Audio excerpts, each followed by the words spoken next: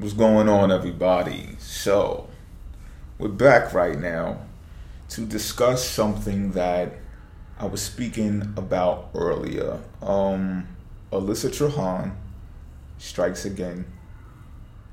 This time, we're in a debate. We're in a bit of a quarrel, and I'd call it a healthy debate. It is. So, this is the thing that came to surface.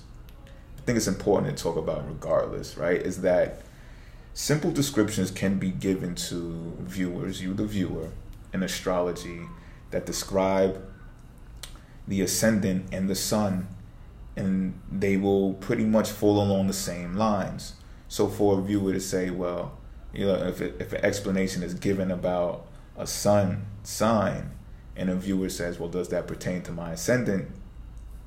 We'll say, yeah, it pertains to your ascendant too, because it's a lot of the times based upon the same type of ideologies or the same type of wants and feel for yourself.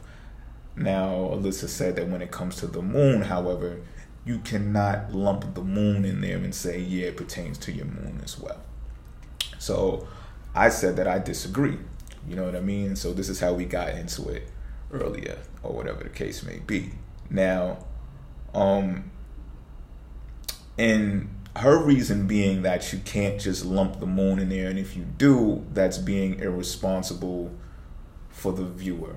Now, one thing that I must admit to is that as being astrologers, we should be cautious, careful, and responsible about explaining things to viewers when it comes to things. So, I had to think this out. Now, this conversation began while the moon was in Taurus, at the height of Taurus.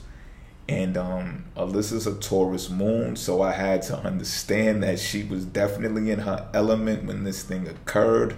So, I checked my ephemeris, and I'm very analytical when it comes to these things. I know our stuff, you know what I'm saying? So I peeped it out, and I'm like, okay, she's in her element. So also for people who say, Taurus energy is not argumentative, or better check it out. Like, this is a little bit of information that shows you that, yes, they can be. Now, don't get me wrong, right?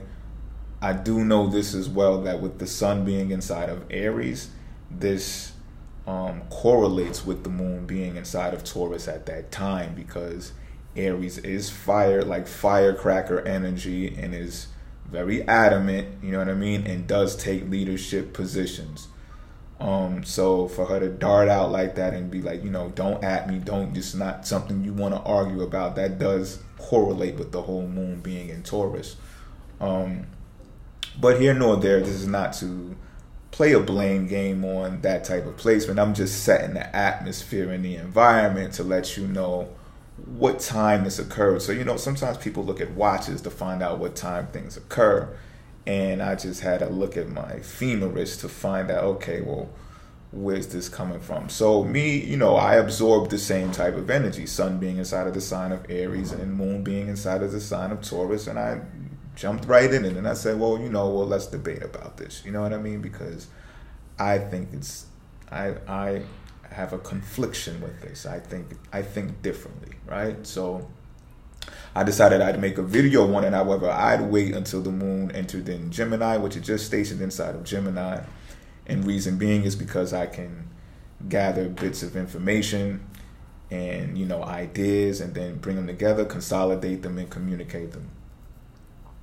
And, we all have different natal placements as well. So all of that stuff applies. You know what I mean? So I wanted to set myself up to be in a better position when I address this. And so this is what I'm going to express my conclusion of what I've came up with, extensive from that claim that she made first, and then break it down. So I conclude by saying this, that the viewers, when you say, I feel that about my moon too. I mean, we're talking about a sign now. Let's be clear. I feel that about my moon too. I feel that about my sun too. I feel that about my ascendant too. Then I think the resonation of the things being explained to you does apply, right? However, the implementation will be different, because the functions of planets are distinctive. The functions are what differentiate them from each other. So yes, it is important to state that, and it is important as astrologers to communicate that to you, the viewer, so you understand the difference between resonating and application. Because if you go out there and you try to apply these things according to how they are situated with your moon, and you try to do it the same way that you do it with your sun and your ascendant, okay, that won't work right. So I'm agreeing and disagreeing with her. You know what I mean? However, the same characteristics of that sign will resonate with you, moon, ascendant, or sun. And I'm sticking to my claim on that. You understand what I'm saying? Because, I mean, you tell me, viewer, if you hear something that I'm explaining about Pisces, Scorpio, Cancer, Libra, whatever, right? You may say to yourself and question your own sanity. If I say, no, that doesn't apply to your moon, you might say, oh, I got a moon in Scorpio, and this is how I feel, like just like you said, right? So I'm not going to argue with you there. I'm going to say, if the description that I'm giving you right now resonates with your moon, then yeah, it's true. However, do not go out there and try to apply all of the characteristics of these signs to the functioning of your moon when I'm describing something about the functioning of the sun. You know what I mean? Because yes, that would be an irresponsible thing to do. Okay, so now you might ask, well, what is the difference? What distinctions are we talking about here, right? Because, you know, from the example of what we were talking about earlier, you know, she emphasized that when things along the lines of the sun and the ascendant are being explained, they're a lot alike. But when it comes to the moon, she made this clear distinction that the moon is just different. Like, you can't just do that for the moon. So can the moon be complicated and complex? Sure it can. And I believe just because the moon has more characteristics allocated to it than the rest of the placements do.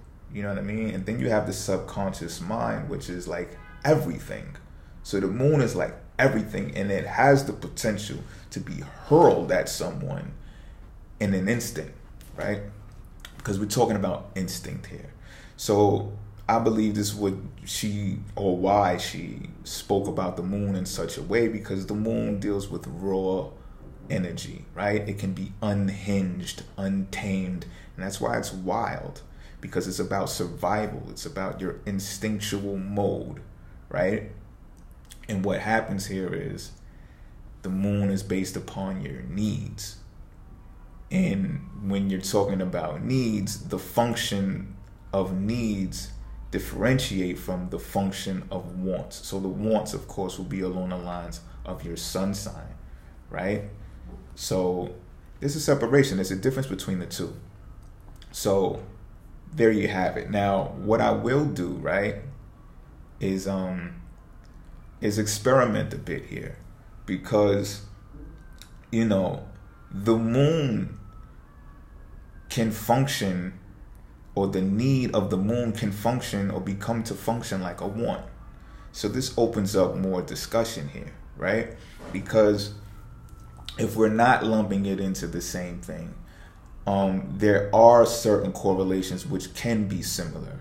So I want to touch on this because, again, I'm going to say this again. The moon has more characteristics allocated to it, more than the sun does, right? However, if they do possess two functions that qualify them to be the same, I think it's important that we talk about that as well.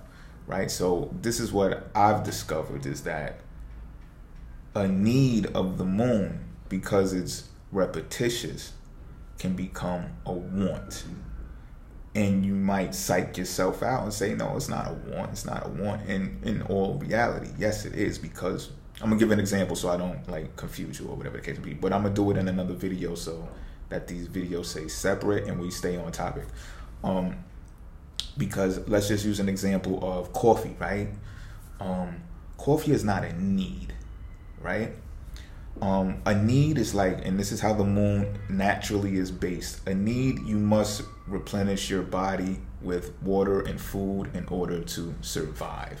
So your moon will kick in, wherever your moon is in your chart will kick in, and you may become a lunatic if those necessities are not met, right? This is why the moon is associated, it's called lunar and lunacy and lunatic and stuff like that. We'll get into that at another time. Now, the sun, on the other hand, is a want. It's a want. So you may need water to live, to survive. You may need nutrients that come from vegetables, fruits, and stuff like that that make you healthy, right? To survive. Now, the want is like, well, I want brown water. I'm tired of this clear water. It's boring. I want some brown water. I want you to crush those beans over there. Something that's telling me something about those beans. I'm a king. I want those beans.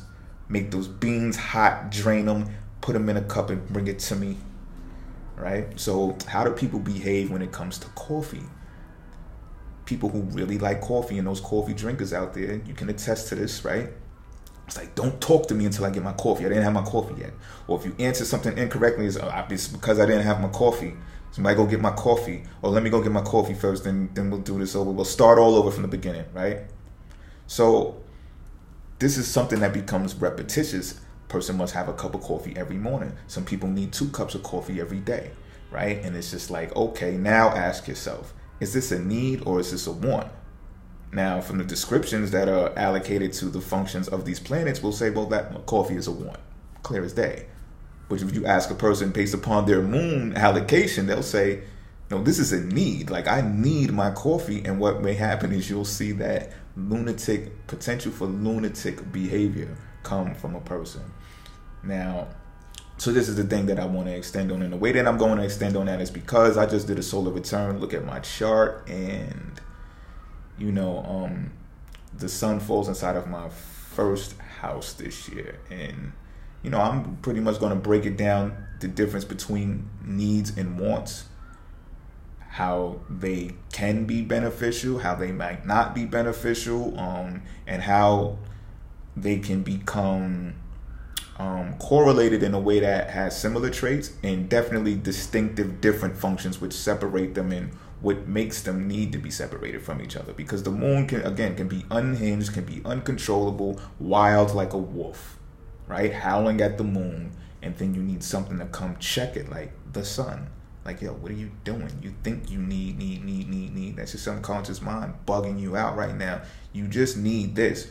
But our wants may do something different for our lives or whatever the case may be. So I'm going to get into that next.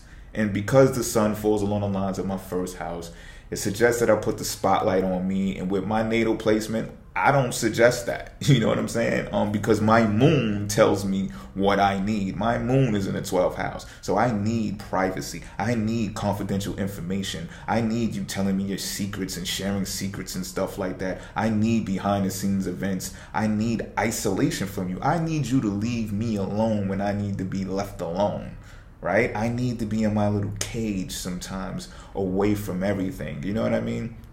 That's my moon though. However, creature comforts is your moon as well, right? So you may get so comfortable that you don't even become aware of what your sun needs for vitality, because your wants may actually do something for your needs. Because this is something that she said that I thought should prop me up to make a video extensive from that. And it's that the moon, and if people were honest with themselves, right, would point out the places in people's lives where they're not happy. And I said, well, wait a minute. I mean, it sounds fantastic, right? So I had to actually sit there and look at myself. She forced me to look at myself. So little things that I just expressed to you about my moon, like that's where my moon is, right? So I said, my theory most of the times is, well, I think people's sun is what interferes with, their happiness, because they'll want, throw it away, or whatever the case may be. However, this is something to consider. This is something I'm going to consider, and even more because my sun and my solar return falls in my first house. So I'm going to make myself uncomfortable right now. I'm going to put myself in front of the camera repeatedly right now. and we're going to experiment a little bit. So, see how debate can be healthy? I'm out, y'all.